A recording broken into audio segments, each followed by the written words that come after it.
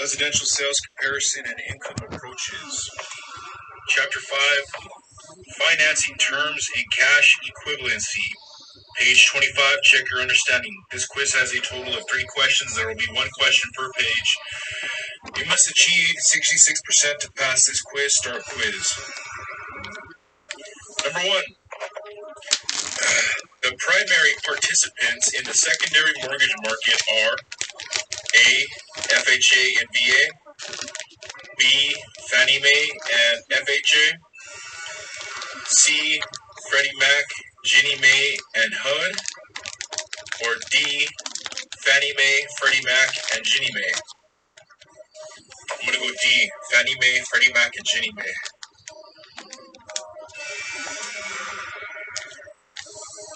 Number 2. An ARM is A.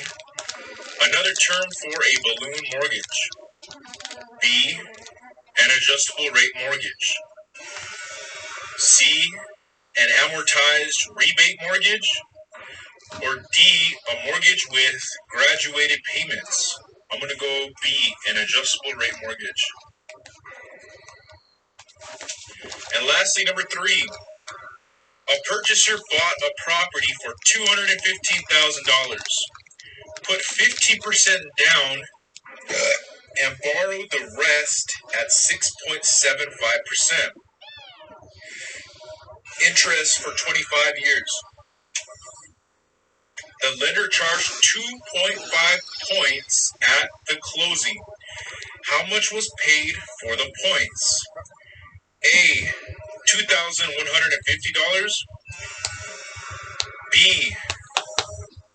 $3,267.50.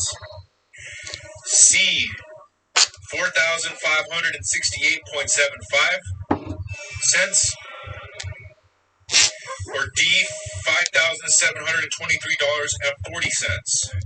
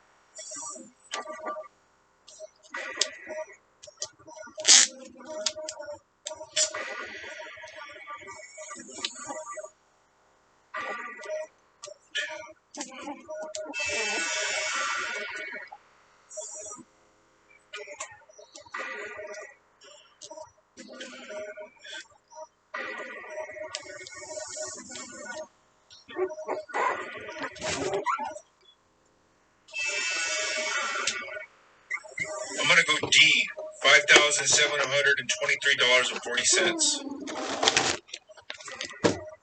Assessment completed. Finish.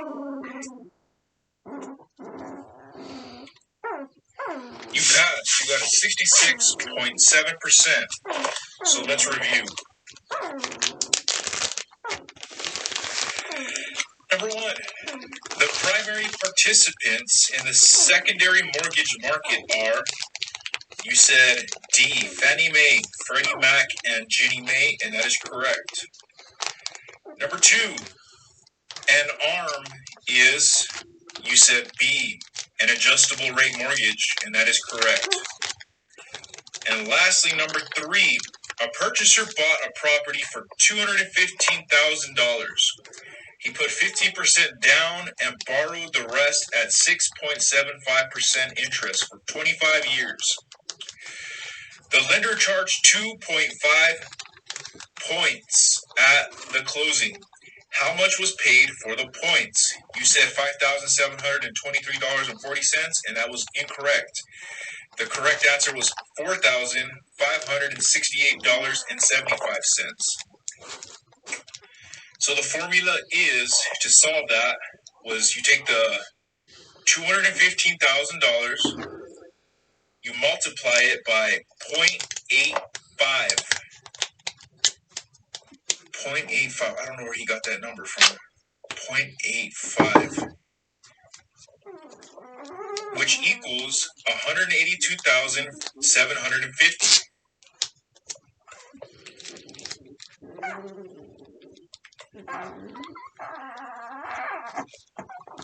Oh, okay. I actually had that number on my formula, but I did it another way. I minus, that's how I came up with mine. Interesting. And you take the $182,750 and you multiply it by 0.025, which equals $4,568.75. Okay, so I was halfway there. We're going to work on that. We're going to have to create a whole thing for that one.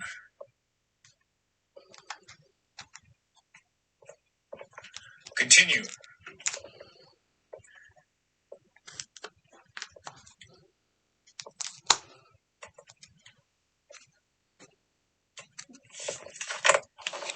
Residential sales comparison and income approaches.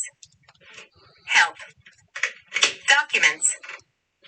Email instructor. CH5 financing terms and cash equivalency. PG26 mortgage assumption. Notes. Leave a comment. Mortgage assumption.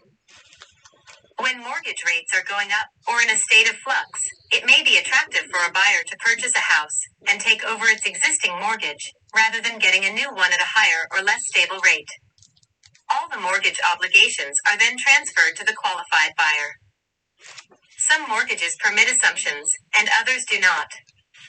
Most mortgages and trust deeds now include due-on-sale clauses requiring that the loan be repaid in full if the property is sold.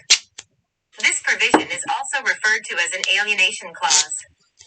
Due-on-sale prohibits a home purchaser from assuming a seller's existing mortgage without the lender's permission. If permission is given, the interest rate is often changed to the current market rate if the original interest rate was lower.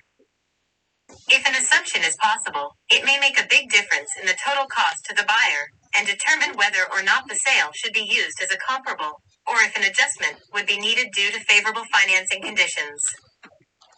As a side note, in any mortgage or trust deed, a buyer can buy the property subject to the existing mortgage or trust deed.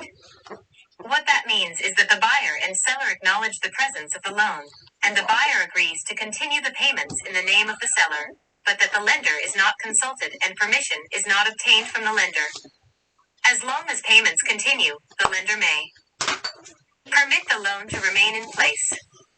However, if discovered by the lender has the right to call the balance on the loan due and payable and foreclose on the property. This would be more likely to happen if the interest rate is significantly lower than current rates for a new loan. This structure should not be done without the buyer and seller consulting legal counsel, as it involves more risk than a true assumption where the buyer qualifies and the lender grants permission for the assumption. An appraiser would need to consider whether this structure would also need an adjustment for favorable financing conditions. End of page. Chapter start. 29%.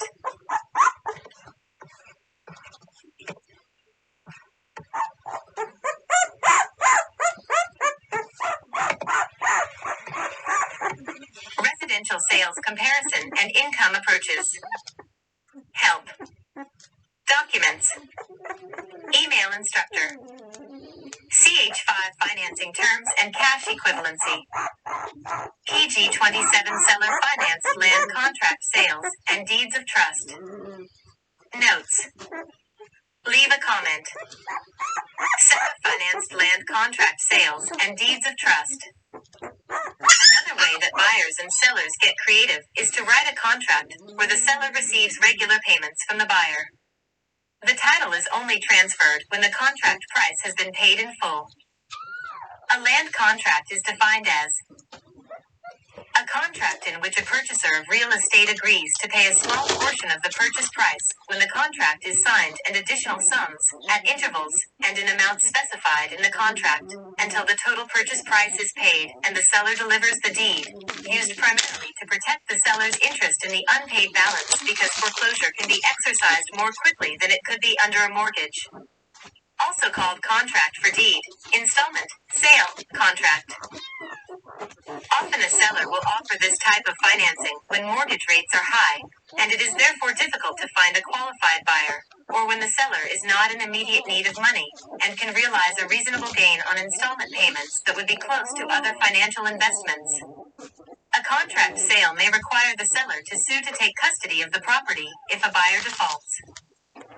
Normally a seller would prefer to transfer the property deed to a trustee that would then go to the buyer when they met the terms of the loan. This is called a deed of trust. End of page. Chapter start. 29%.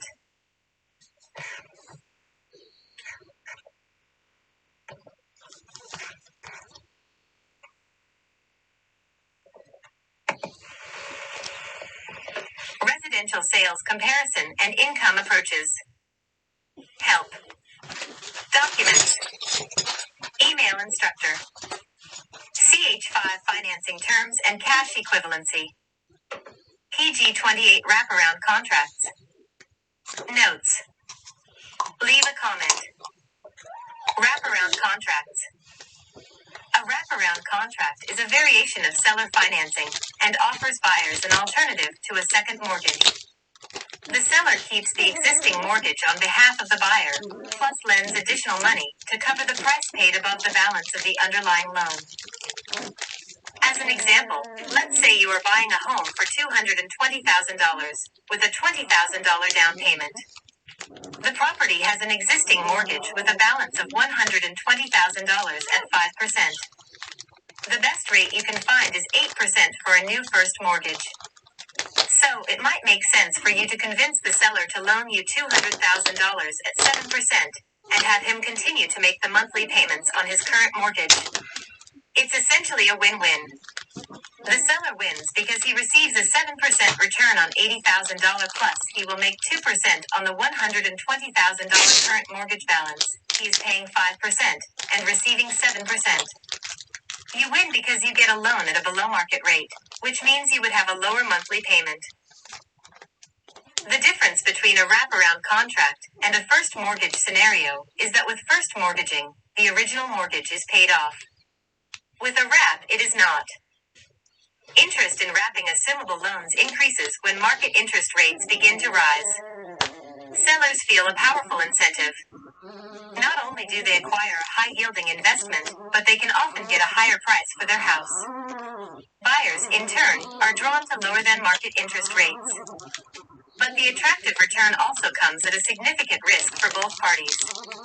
If the buyer is late making payments, or stops paying entirely, the seller still has to make their payments. And if market values drop, the buyer has little incentive in maintaining the property, since they have so little equity at stake. If a comparable property is sold with this type of financing, the appraiser must evaluate the actual terms of the financing to determine if an adjustment for financing terms needs to be made. End of page. Chapter start. 30%.